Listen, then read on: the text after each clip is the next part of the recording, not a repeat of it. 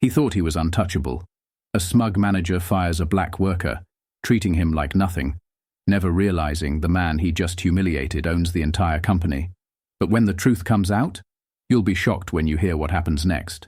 The rain pelted against the glass windows of Harper & Company, a high-end retail company known for its prestige. Inside the grand modern office space, the atmosphere was anything but welcoming for Damon Carter, a quiet, well-dressed black man who had just walked through the doors. Damon stood near the entrance, adjusting the sleeves of his crisp navy blue dress shirt. He wasn't here to flaunt his power. He was here to observe, to see how his company operated when no one knew who he really was. He had built Harper & Company from the ground up. Every success, every dollar earned, every expansion, it all traced back to him. But he wanted to know if the values he preached at corporate meetings actually existed on the ground level. So, dressed as an ordinary job applicant, he walked into his own empire. And that's when he met Ryan Jeffries. Ryan, mid-40s, arrogant, and draped in an expensive suit, was the store's regional manager, a man who had long forgotten humility, drunk on the power of his position. Ryan spotted Damon immediately. His eyes narrowed, scanning him from head to toe, not with curiosity, but judgment. Damon noticed the way Ryan's lips curled slightly, a silent sneer playing at the edges of his mouth. "Can I help you?" Ryan's voice was clipped, impatient, as if Damon had already wasted too much of his time. Damon gave a polite smile. "I'm here for the job interview. Sales associate." A pause. A moment too long. Ryan exhaled sharply, shaking his head. "Yeah, about that." He folded his arms and looked Damon dead in the eyes. "I don't think you're the right fit for our company." Damon felt the weight of those words. He kept his expression neutral, but inside something twisted. Not the right fit. He had hired thousands of employees in his time, overseen promotions, expansions, careers, and this man was dismissing him before he even got a chance. "I'd still like to apply," Damon said, keeping his voice even. Ryan smirked, tilting his head as if humoring a child. "Listen, buddy. This is a high-end retail store. Our customers expect a certain look, a certain energy. And, well," he motioned vaguely at Damon, "you just don't have it." The words weren't outright racist, but they didn't have to be. The message was clear. Damon's jaw tensed. He had seen this before. He had felt this before. But hearing it inside his own company, it hit different. Ryan sighed dramatically. "Look, I'm saving you time. This isn't the place for you." Then he turned away, already dismissing Damon like he was nothing. Damon took a slow breath. Control, patience. Not yet. But Ryan wasn't done. He chuckled under his breath, muttering just loud enough for Damon to hear, "You people never learn." A sharp silence filled the space between them. Damon's fingers curled into fists. Something inside him snapped. This wasn't just about him anymore. This was about every qualified black worker who had been overlooked. Every talented employee who had been turned away without a second glance. Every person who had ever been told they weren't the right fit, for no other reason than someone's quiet prejudice. Damon took a step forward, his voice steady. "Is that your final decision?" Ryan let out a short, amused laugh. "Yeah, that's my final decision. Now, if you'll excuse me, I have actual candidates to meet with." Damon nodded slowly. "All right then." He turned on his heel and walked toward the door, the tension in the room thick as cement. But Ryan had no idea. The next time he saw Damon Carter, it wouldn't be as a job applicant. It would be as his boss. Damon walked out of the store, the weight of Ryan's words still pressing on his chest like a stone. The rain had slowed to a drizzle, but inside him, a storm was brewing. He wasn't angry just for himself. No, this was bigger than him.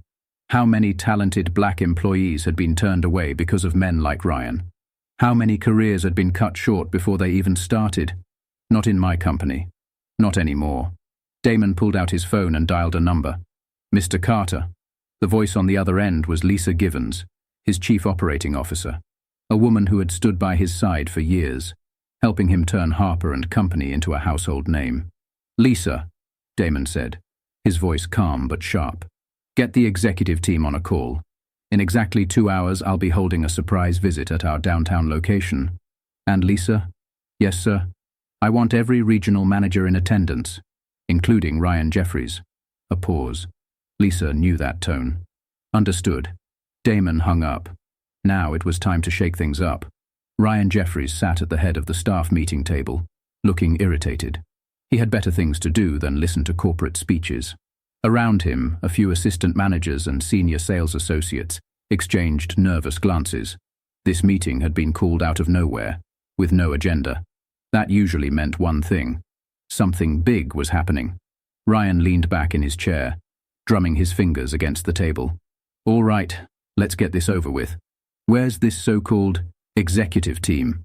The door swung open, and Damon Carter walked in. Silence. Not a polite, quiet kind of silence. The heavy, suffocating kind. The kind that shuts down every whispered conversation, every breath, every heartbeat in the room. Ryan's face drained of color. Damon was still dressed the same. No flashy suit, no power stance, just a quiet storm of authority wrapped in calm confidence. He didn't need to raise his voice. He didn't need to announce himself. Everyone already knew, but he did it anyway. Good afternoon. Damon's voice was smooth, but there was an edge of steel underneath. He stepped forward, scanning the room, pausing just long enough on Ryan to make him squirm. For those of you who don't know, my name is Damon Carter. He took a slow step forward, placing a hand on the table. I own Harper & Company. Ryan visibly swallowed.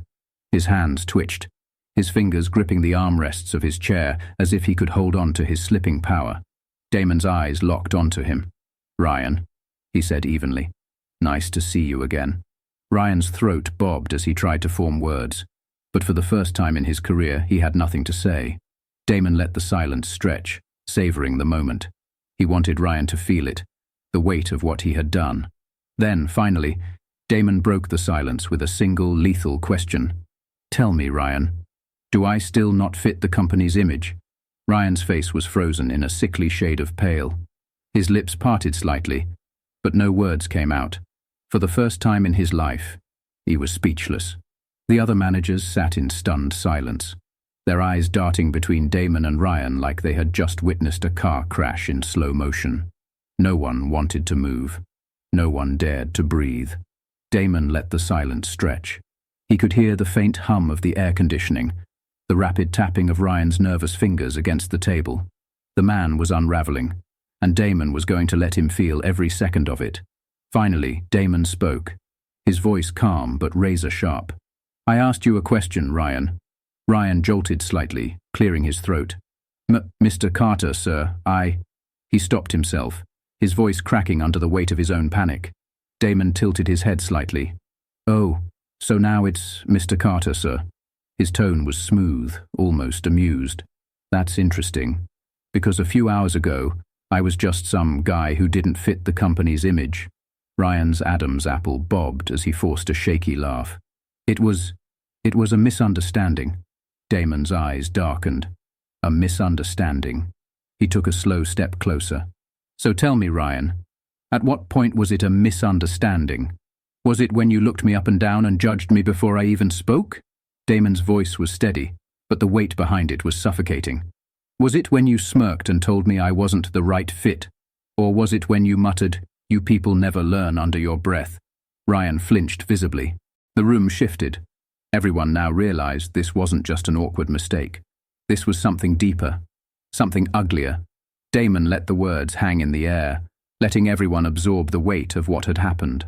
Then he chuckled, low and humorless. You know, I built this company from nothing. Damon's voice softened, but the intensity in his eyes never wavered. I spent years creating a place where talent mattered more than appearance, where people were treated with respect. He turned slightly, addressing the entire room now. Yet here I am, standing in a store that bears my name, being told that I don't belong. His gaze swept across the team of managers, some of whom looked genuinely ashamed. Others just looked horrified to be witnessing Ryan's downfall in real time. Then Damon's eyes landed back on Ryan, who was now sweating bullets. Tell me, Ryan. Damon's voice dropped slightly, almost a whisper. How many other people have you turned away? How many others did you look at and decide on sight They weren't the right fit. Ryan opened his mouth, then closed it, because he knew the answer, and so did Damon. Lisa Givens, the chief operating officer, had been standing quietly at the back of the room, arms crossed, watching the disaster unfold. Now, she finally stepped forward, her sharp heels clicking against the floor. "I think we've heard enough," she said coolly. She pulled out a thin, neatly stacked folder and placed it on the table in front of Ryan.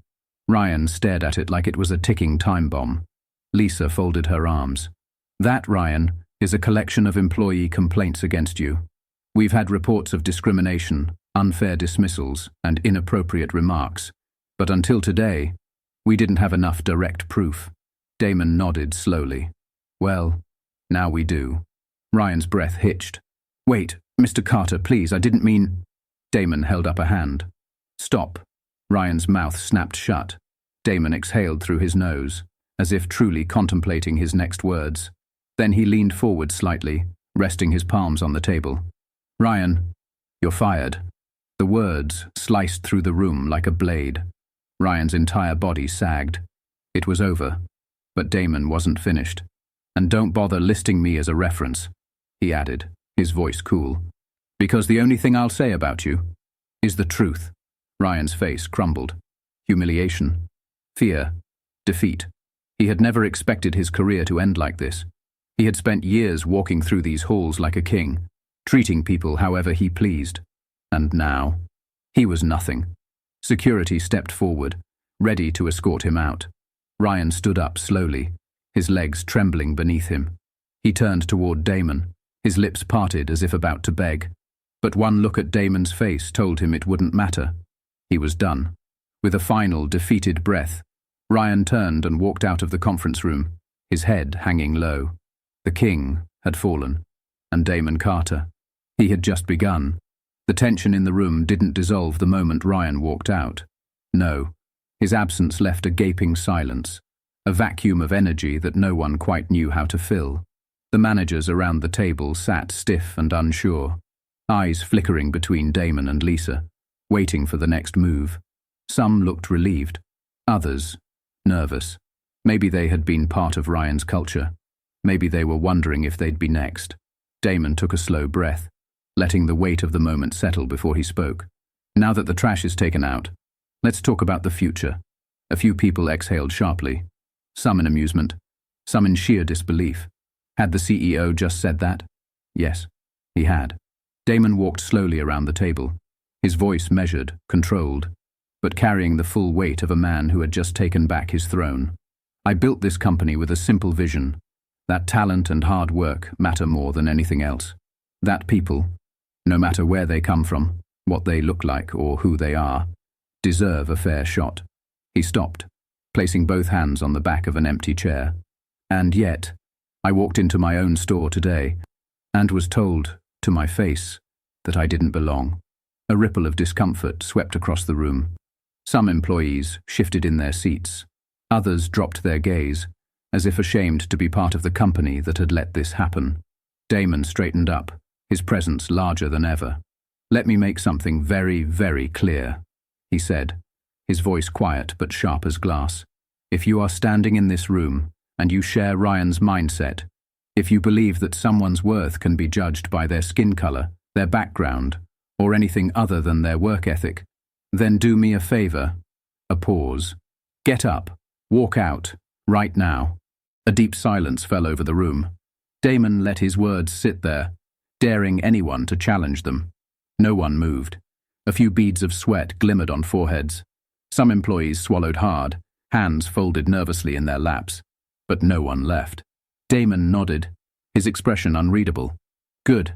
He turned to Lisa. "Effective immediately. We're conducting a full review of hiring practices, management behavior, and employee complaints. We're going to fix what's broken." Lisa gave a sharp nod. "Understood." Then Damon turned back to the group. "And one more thing." His voice dropped to a deadly calm. "Every single person that Ryan ever fired, every application he ever rejected, I want those names. We're going to make things right." A few people let out soft, shocked exhales. One manager, a woman who had clearly hated Ryan, slowly raised her hand. "Sir," she said hesitantly, "there was a young woman last month. She had a perfect resume, but Ryan tossed her application in the trash after one look at her." Damon's jaw tightened. "Find her," another voice piped up. "And a guy who worked here for 2 years. But Ryan kept passing him up for promotions. I want to meet him." The floodgates were opening, and Damon was ready. By now, the remaining employees were sitting taller, their fear slowly melting into something else. Hope. This wasn't just a warning from the CEO. It was a promise. Damon took one last look around the room, his eyes fierce, unshaken, and unapologetic. This company is changing, starting today. He stepped forward, placed his hands on the table, and delivered the final blow. "You're either part of the change or part of the problem." Another heavy pause. Then one of the managers, a young black man who had been silent the entire meeting, perhaps too scared to speak, nodded. "I'm in." His voice wasn't loud, but it was strong. Damon held his gaze and nodded back. And then, like dominoes falling, the rest of the managers slowly, one by one, murmured their agreement. The new era of Harper & Company had begun. The meeting ended, but Damon's work was far from over. The weight of what had happened today still sat heavy in his chest. Ryan was gone, but how many others had suffered under his leadership? Damon sat in his office, his real office, looking over a list of names compiled by Lisa and a few of the managers, former employees, rejected applicants, people whose careers had been blocked before they even had a chance to grow. He ran his fingers over the names, feeling something deep, something personal in every one of them. And then, his eyes stopped on a name he recognized, Jasmine Porter. Damon remembered her application. He had seen it months ago, top of her class, glowing recommendations, a resume that screamed leadership potential. He had personally marked it for review, but somehow Ryan had buried it. Damon clenched his jaw. Not anymore. Jasmine Porter sat at her kitchen table, exhausted. She was tired of rejection, tired of working 2 jobs just to scrape by. She had applied to Harper & Company months ago, and when she never heard back, she figured it was just another door slammed in her face. And then her phone rang. Unknown number. She hesitated, then answered. "Hello? Is this Jasmine Porter?" The voice was deep, authoritative, but warm. "Yes. Who's this?" A short pause. "My name is Damon Carter. I own Harper & Company." Jasmine's heart stopped. Her hand gripped the phone tighter.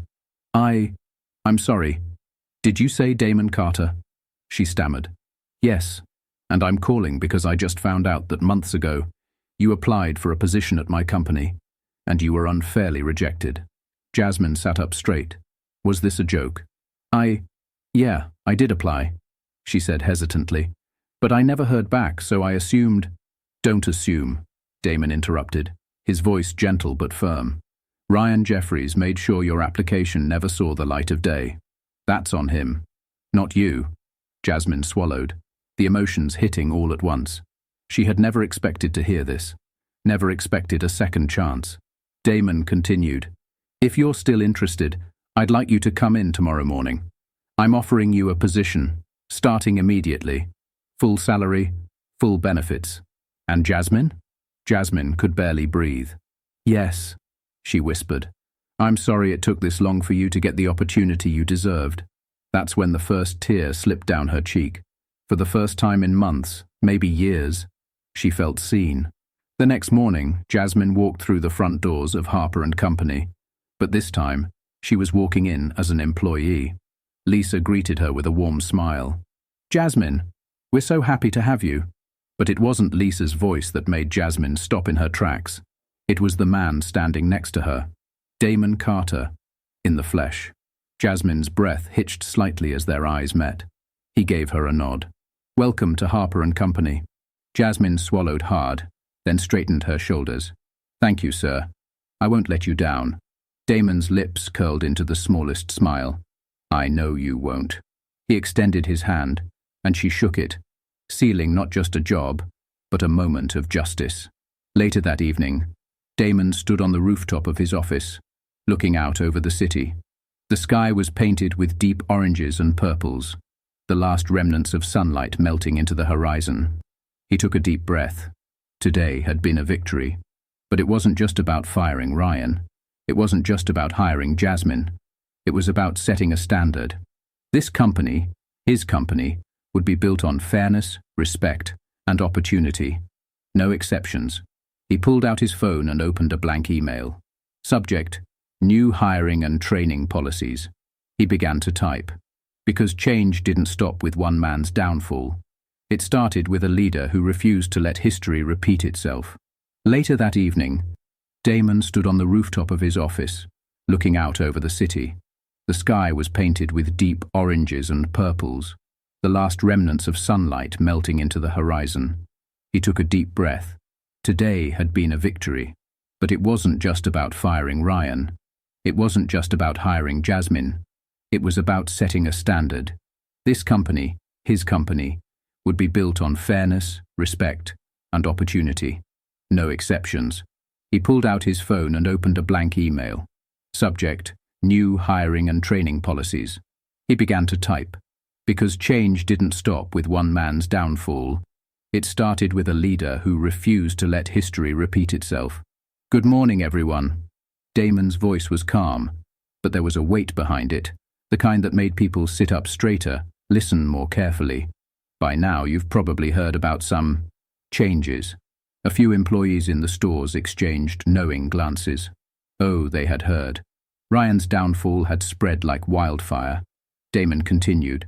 Harper & Company is more than a company. It's a reflection of the people who build it every day. You. The ones who put in the hours, who bring their ideas, their energy, their dedication. He exhaled slowly, his jaw tightening just slightly. But yesterday, I was reminded that not everyone has been given a fair chance here. That some of you, some of the best, hardest working people, have been overlooked, dismissed, or made to feel like you didn't belong. A silence swept over the stores. People froze mid-task, their eyes locked on the screen. Because they knew. They had felt it too. Damon's voice hardened just slightly. That ends today. Lisa Givens, standing just off camera, stepped forward and held up a document. Effective immediately, Harper & Company will be implementing new hiring, training, and promotion policies, ensuring that no one is ever denied an opportunity based on anything other than their work ethic and qualifications. Murmurs of shock and approval rippled through the crowd. Damon nodded. And to those who have been wronged in the past, we are personally reaching out. If you should have had a place here, you will get one. In stores across the country, employees breathed in that moment, some with relief, others with emotion welling in their chests. This wasn't just corporate PR. This was real change. Damon took a slow step closer to the camera, as if looking into the eyes of every single employee. This is my company, and if you're here to build something great, to work hard, to grow, to contribute, you will always have a place. A pause. But if you are here to discriminate, to judge, or to hold others back, then Harper & Company is no longer your home. Another stunned silence. Damon's next words sealed it. Decide where you stand, because this company is moving forward, with or without you.